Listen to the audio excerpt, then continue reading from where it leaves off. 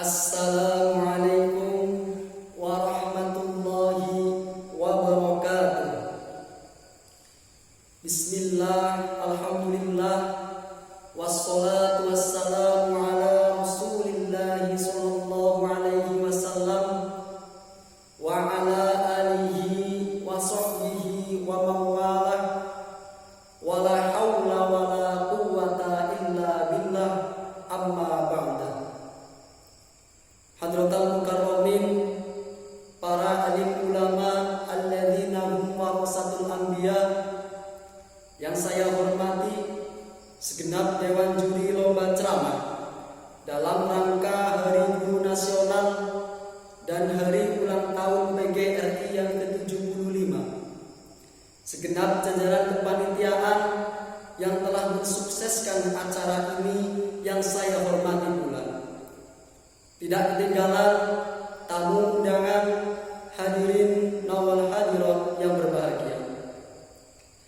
Awal kalam, marilah kita haturkan segala puja, ungkapan sukma, tautan puji, kalimah nurani, dan rasa syukur kita kepada Allah Rabbil Izzah karena berkat titah kebesarannya dan bentang kekuasaannya, bi'aunillah, kita masih diberi kenikmatan, kerahmatan, taufik, hidayah serta inayahnya, sehingga kita dapat memanifestasikan diri untuk berkumpul dan berwajah berwujud dalam acara ini tanpa ada aras yang melintang.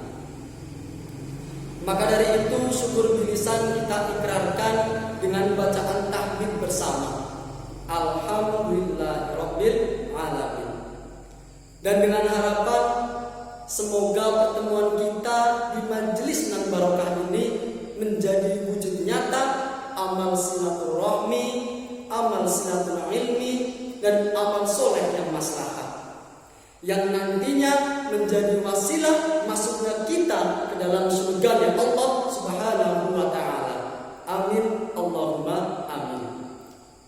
Kedua kalinya, marilah kita tabur-hamburkan benih-benih sholawat bertangkaikan salam atas pusara termulia, atas pribadi luhur Rasul pilihan, yakni sang muntali penerang jagat, pelita pembimbing umat, Sayyidina wa Maulana Muhammadin sallallahu alaihi wasallam, di mana beliau telah membawa kita semua dari zaman gelap gulita menuju zaman yang terang benderang, yakni dinul Islam.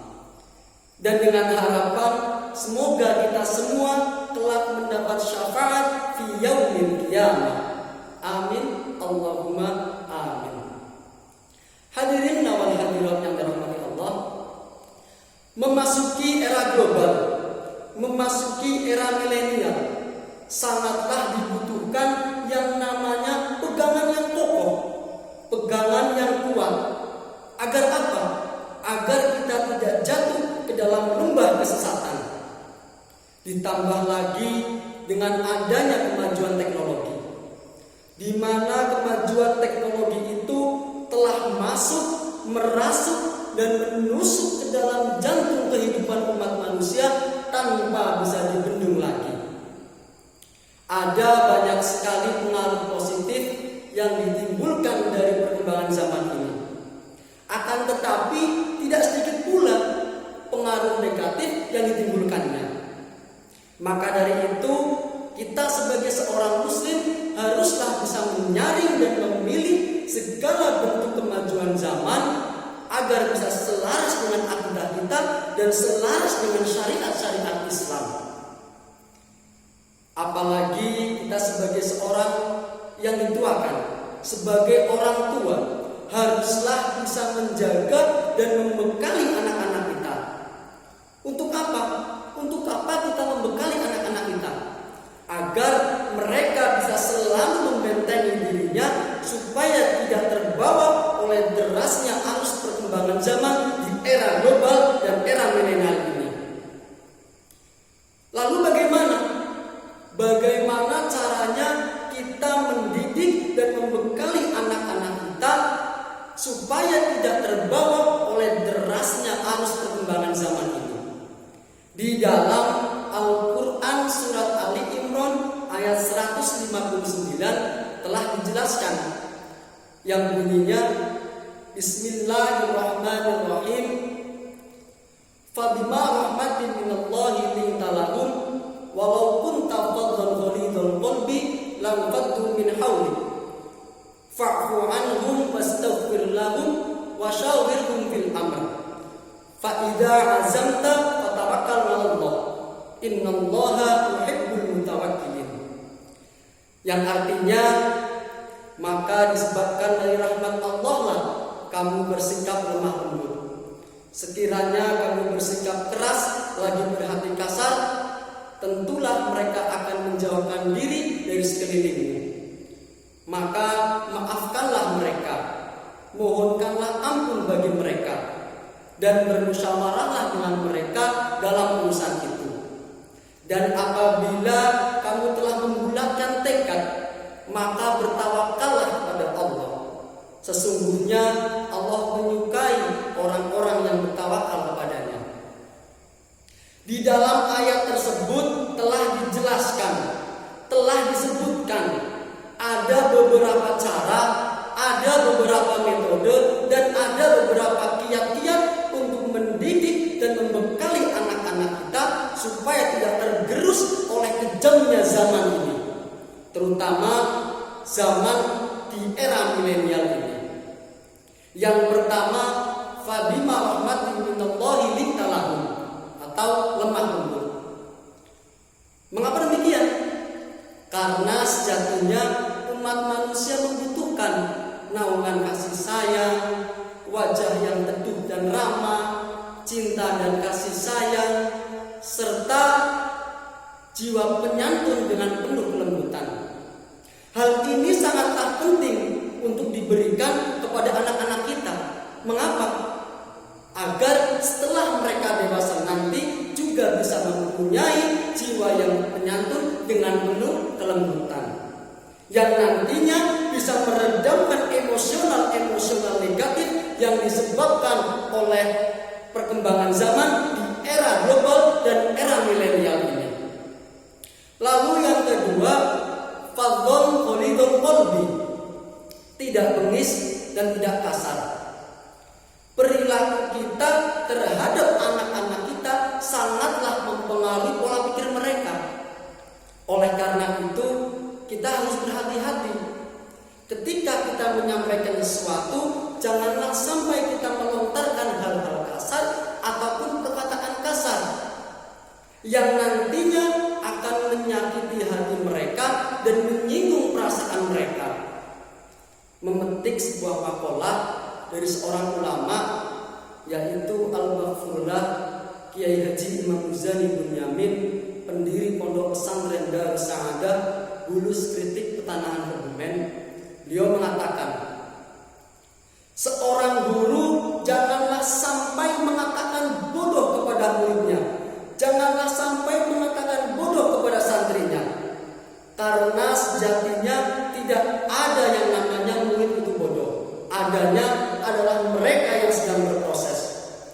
Di dalam makalah tersebut dapat kita pahami bahwasanya seorang yang sedang berproses, seorang yang sedang berusaha tidak bisa dikatakan bodoh. Karena sesungguhnya mereka orang-orang yang sedang berproses, orang-orang yang sedang berusaha adalah mereka orang-orang yang sedang berjalan menuju keberhasilan dan kesuksesan. Hasil adalah suatu bonus dari usaha dan proses yang telah dilakukan. Yang Allah lihat bukanlah hasilnya, akan tetapi bagaimana dan seberapa besar proses dan usaha yang telah mereka lakukan. Oleh karena itu dapat kita tarik kesimpulan bersama, berperilaku keras dan kasar terhadap anak-anak kita hanya akan mempengaruhi psikologis mereka, yang akhirnya akan berpengaruh terhadap keseharian mereka. Mereka akan menjadi pribadi yang keras dan sulit untuk dinasihati. Na'udzubillah, summa na'udzubillah. Lalu yang ketiga, fa'fu anhum wastaghfir lahum. Mudah memaafkan dan memohonkan ampun. Ketika anak-anak kita berbuat salah atau melakukan kesalahan, janganlah kita langsung marahi mereka, tetapi nasihati dan maafkanlah mereka. Karena apa? Ketika kita mudah memaafkan mereka, mereka juga akan nantinya ketika kelak dewasa mempunyai sifat yang pemaaf. Ketika mereka bergaul dengan orang lain yang sekiranya dalam ucapan dan tingkah laku seringkali menyakiti hati dan menyinggung perasaan mereka, hati mereka tetap dingin, tidak mudah terpancing emosi, tidak mudah terbawa amarah. Oleh karena itu, kita harus benar-benar memberikan contoh yang baik dengan penuh ramah dan lembut, tidak dengan kemarahan, supaya anak-anak kita bisa menirunya. Lalu yang keempat, wasyawirhum, atau senang bermusyawarah. Sering-seringlah ajak anak-anak kita berbicara, ajak anak-anak kita bermusyawarah. Untuk apa? Agar mereka bisa menuangkan apa yang ada di dalam pikiran mereka dan apa yang ada di dalam hati mereka. Dan akhirnya mereka bisa merasa nyaman dengan kita. Ketika mereka sudah nyaman dengan kita, maka akan timbullah yang namanya ikatan batin. Ketika antara kita dengan anak-anak kita sudah terjalin ikatan batin, maka akan lebih mudah untuk kita mengontrol dan menasihati mereka. Lalu yang terakhir, fatawakal Allah, bertawakal kepada Allah. Ajari dan didik anak-anak kita untuk selalu taat dan berserah diri kepada Allah. Karena agar nanti ketika mereka mendapatkan sesuatu yang mungkin tidak sesuai dengan keinginannya, mereka bisa menerima dengan lapang dada dan ikhlas. Menjadi pribadi yang bisa menerima segala sesuatu pemberian dari Allah dan bisa mensyukurinya. Dan hati mereka juga lebih terasa tenang, tentram, nyaman, dan mempunyai hati yang kuat untuk menghadapi cobaan. Karena mereka menyadari segala sesuatu yang datangnya dari Allah pastilah baik, dan segala sesuatu yang datangnya dari Allah pula nantinya akan kembali ke hadapan Allah Subhanahu wa Ta'ala. Insya Allah dengan begitu anak-anak kita akan menjadi anak-anak yang kuat, anak-anak yang soleh dan soleha, berbakti kepada kedua orang tua. Amin, Allahumma amin. Itulah tadi 5 cara, 5 metode, dan 5 kiat-kiat untuk mendidik dan membekali anak-anak kita supaya mereka bisa mempunyai kepribadian luhur dan berakhlakul karimah, yang mana terdapat di dalam Quran surat Ali Imran ayat 159. Semoga kita sebagai orang tua bisa mendidik dan membekali anak-anak kita sesuai dengan ajaran Islam dan syariat-syariat Islam. Hadirin yang hadirat yang berbahagia, kiranya itu tadi yang dapat saya sampaikan. Terima kasih atas segala perhatian, mohon maaf atas segala kekurangan. Burung Irian, burung cendrawasih, sekian dan terima kasih. Hadanallahu wa iyyakum ajma'in. Assalamualaikum warahmatullahi